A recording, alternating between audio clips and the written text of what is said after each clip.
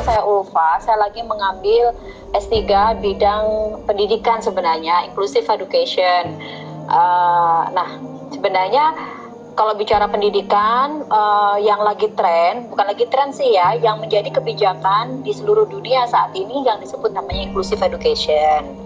Kenapa sih inclusive education? Inclusive education tuh inklusif, semua include dimasukkan gitu. Jadi nggak boleh ada yang tertinggal belajar. Itu disebut inclusive education. Nah, awalnya adalah United Nations dengan the Salamanca ini statementnya tahun 1994 itu didorong oleh semua orang, semua negara. Kita harus mikirin nih, kok masih banyak kelompok-kelompok yang tertinggal dengan untuk akses kepada pendidikan. Misalkan anak-anak dengan berkebutuhan khusus, anak-anak dengan etnik minoritas, anak-anak dengan misalkan LGBTQ atau anak-anak dengan konflik perang. Itu kan anak-anak yang tertinggal atau disebut left behind. Akhirnya kemudian mereka berkumpul, bersepakat, oke, kita harus memformulasikan bentuk apa sih sebenarnya pendidikan yang harus kita adopsi di seluruh dunia supaya no child left behind, istilahnya, tidak ada anak yang tertinggal. Gitu. Jadi semuanya harus masuk. Nah, makanya kemudian ada 2020, 2030 itu adalah education for all. Jadi pendidikan untuk semuanya. Itu awal disebut namanya inclusive education. Nah, Indonesia sendiri sebenarnya sudah mempunyai peraturan perundang-undangan untuk inclusive education ini. Tapi saat ini masih dipahami bahwa inclusive education hanya untuk meletakkan anak-anak dengan berkebutuhan khusus pada sekolah-sekolah yang reguler, gitu.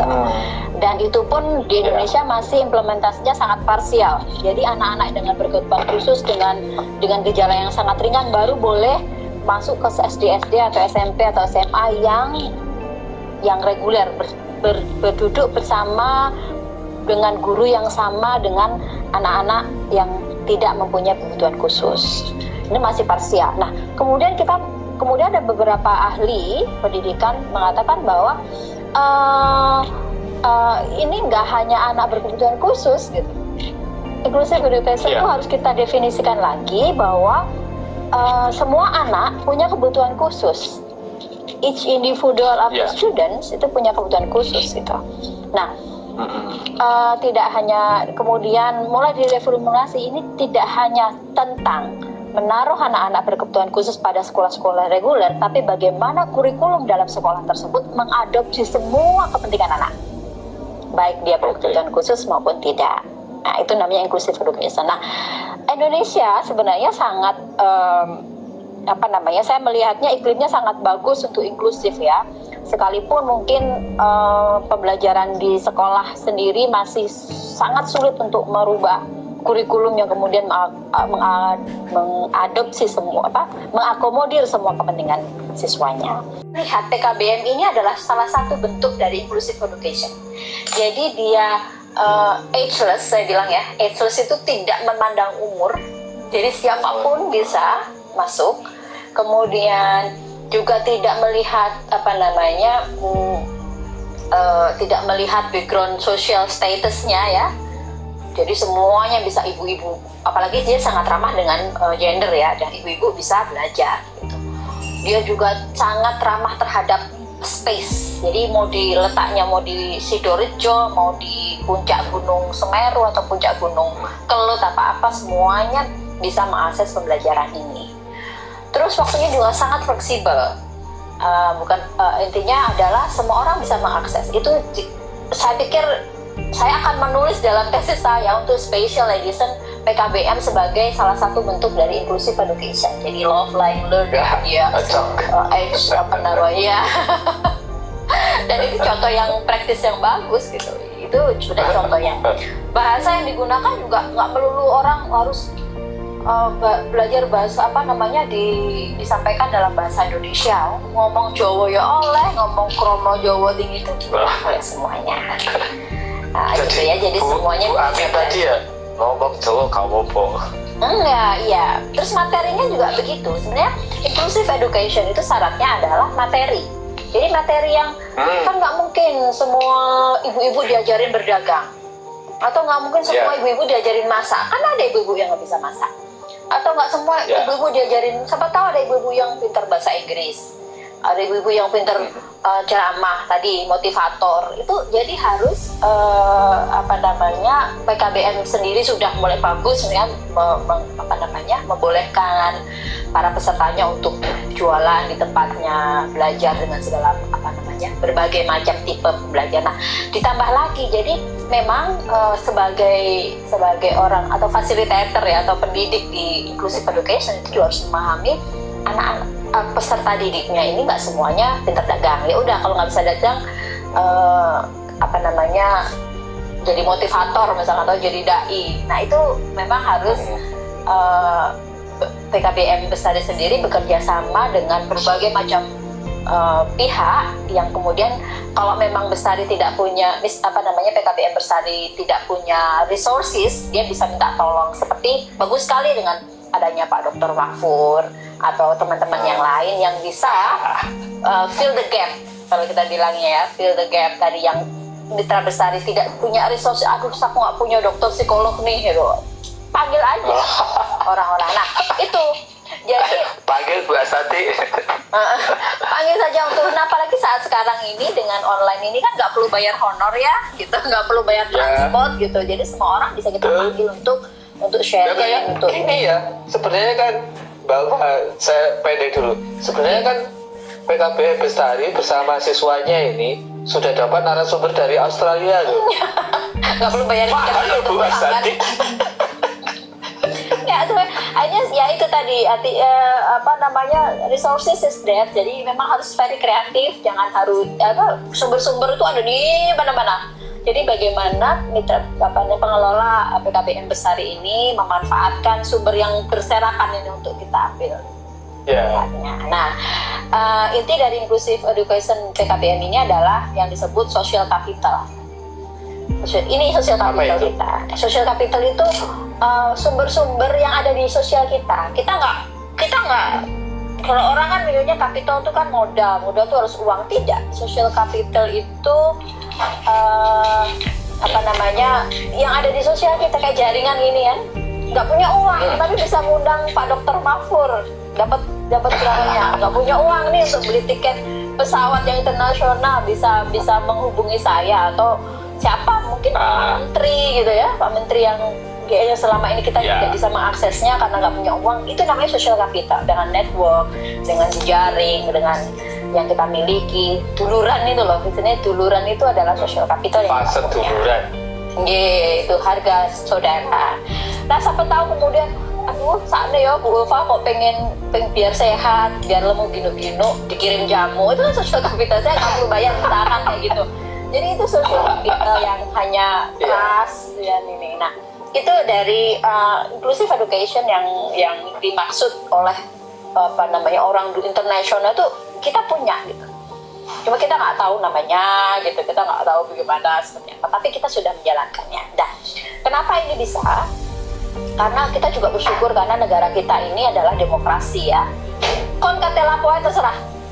Kate kuliah ning apa namanya, di sawah, di gunung, ya sangat bisa sekali. Ya kan? Nah, ini yang memungkinkan kita untuk inclusive education itu terjadi. Nah, kita harus mensyukurinya ya. Jadi kita dari kemarin-kemarin ini sudah khawatir ya dengan pendidikan kita di Indonesia ini. Anak-anak kok diajarinya begitu-begitu aja gitu. Tidak ada perubahan sikap, tidak ada perubahan apa namanya skill gitu ya. Semua ketika lulus kuliah menganggur, bingung. Begitu aja terus.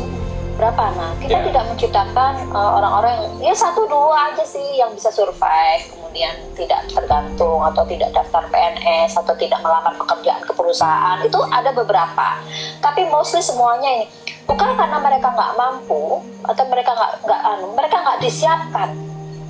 Kalau mereka nggak disiapkan itu kan berarti salah yang menyiapkan. Siapa yang menyiapkan? Ini sistem pendidikan kita. Nah, tapi ini sepertinya masih belum begitu mendapat kebijakan yang serius di PKBM ini. Padahal ini sebenarnya kan pendidikan yang solusinya langsung seperti yang kita lihat tadi. Jadi betul. bikin desain untuk jamu yang itu dipelajari di PKBM. Artinya kan clean and match-nya sudah selesai di proses belajar, tidak menunggu atau mencari lagi. Tapi coba sepertinya kebijakannya masih. Sekarang coba lihat siapa yang survive di kondisi kayak gini. Itu kan orang yang belajar. Begitu dia nggak survive berarti kan dia nggak belajar. Sekalipun mereka S1, S2, S3, tapi kalau nggak survive di saat kayak gini, mereka nggak belajar ternyata gitu.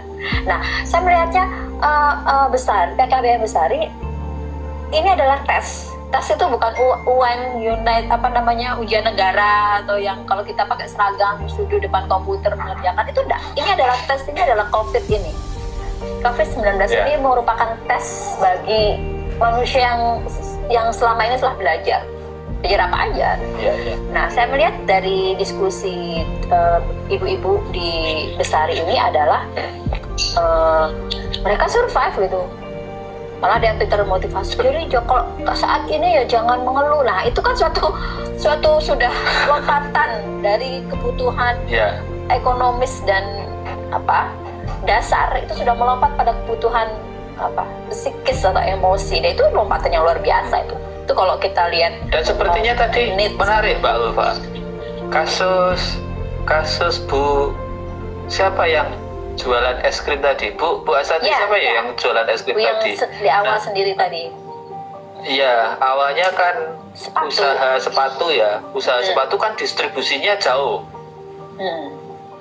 Nah, kebetulan dia punya kemauan untuk belajar, akhirnya bersama Bu Ella bersama Bestari menemukan usaha es krim, dan itu pasarnya siklusnya dekat dengan rumah dan sehari itu bisa dapat uang 200.000. Orang nggak cerdas atau tidak dibimbing oleh PKBM Bestari, dia nggak bisa melihat peluang. Dia akan aduh usahaku nangis gitu ya.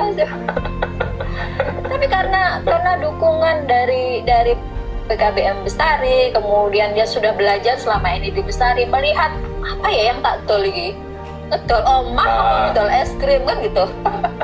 Iya. Ini jualan es krim. Nah ini skill-skill kayak gini.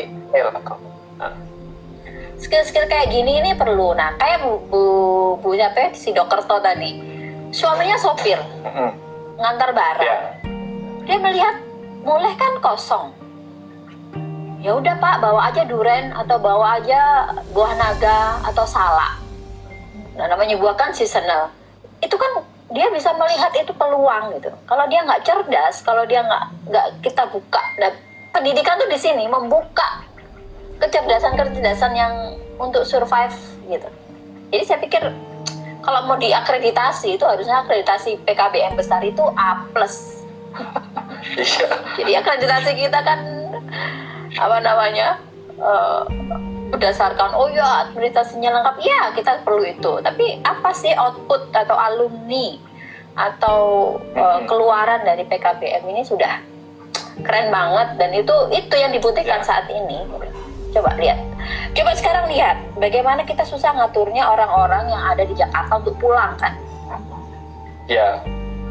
Mereka ke sana itu kan di pabrik kan sudah ada polanya. Kamu pagi jahit aja, maksudnya itu aja yang tapi kan kalau kita tinggal di desa dengan damping itu kan yo nggak jahit, yo masak, yo bercocok tanam. Jadi skill yang di tubuh kita atau kemampuan yang ada di seluruh ini dikelola secara bagus.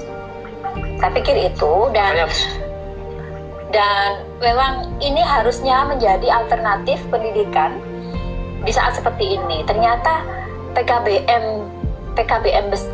pola PKBM ini membuat pembelajarnya itu survive. Coba dibanding dengan universitas-universitas besar-besar lain. Lihat mahasiswanya. Coba Ibu amati deh mahasiswa-mahasiswa yang pulang kemudian kan mereka bingung, nggak punya kota, nggak punya ini, mereka mengeluh. Itu nggak bisa, itu nggak, berarti pendidikan kita nggak berhasil ya, termasuk kita ini di universitas ini terlalu nggak membuat mahasiswa kita itu berdaya, padahal tujuan pendidikan adalah membuat mereka berdaya. Nah, tapi memang kalau di universitas atau di lembaga-lembaga formal di Indonesia itu tergantung, sangat centralized ya, ada kurikulum, ada ini yang harus kita patuhi, harus ada ujian nasional, ada standar kompetensi yang harus kita penuhi. Nah, seringkali kita standar kompetensi itu good on paper, bagus sekali di paper, bahwa masih mendidik warga negara Indonesia berkepribadian luhur berdasarkan agama dan ketuhanan yang Maha Esa, itu bagus banget gitu. Tapi seperti apa kalau mereka tetap nggak bisa survive, nggak kuat, nggak takwa juga gitu, nggak juga nice, masih juga melanggar peraturan di jalanan, itu kan berarti tujuan utama dari pendidikan kita sendiri saja yang paling dasar aja sudah tidak tercapai gitu. Tapi Ibu yang kalau di PKBM Bestari ada bapak-bapaknya, Mas? Ada kayaknya, ada. Kayaknya ada segmen-segmen yang harus mulai jadi sebenarnya bukan menampung bapak ibu yang kemudian mau penyetaraan, tapi bisa juga anak-anak yang kemudian memang ya itu udah inklusif, semua orang bisa, anak-anak yang misalkan mau belajar telah menginspirasi kita semuanya. Dan kita juga sadar itu sebenarnya merupakan sistem pendidikan yang harusnya terakreditasi A, karena menjadikan orang-orang yang menjadi peserta didik itu langsung bisa menyelesaikan masalahnya di saat situasi ini lagi carut marut. Maka bersama PKBM Bestari mereka belajar di rumah justru menemukan solusi-solusi hidupnya, terutama di bidang ekonomi. Di saat orang lain kebingungan, bahkan di saat orang lain seperti di Malang harus ada orang yang menjamin hidupnya ketika mereka kehilangan pekerjaan. Tapi saya menemukan di PKBM Bestari ada orang-orang yang bisa survive untuk tetap memiliki usaha baru atau solusi baru di saat usaha yang lamanya kolaps gara-gara pandemi. Seorang mahasiswa PhD Philosophy of Doctor dari Queensland University Australia yang berada di Fakultas Education di sana, yang sedang menulis disertasi dan mengapresiasi ternyata PKBM Bestari atau PKBM merupakan pendidikan inklusif yang seharusnya menjadi pilihan yang jauh lebih baik daripada sekolah formal, bahkan itu perguruan tinggi yang terkadang bagus di paper tetapi jelek atau tidak terwujud di kehidupannya. Terima kasih semuanya, Bu Asasti, Bu Ella, Bu Amin, Bu Husna, Bu Khalifah dan sebagainya, untuk selalu semangat bahwa Anda telah menginspirasi kita semua.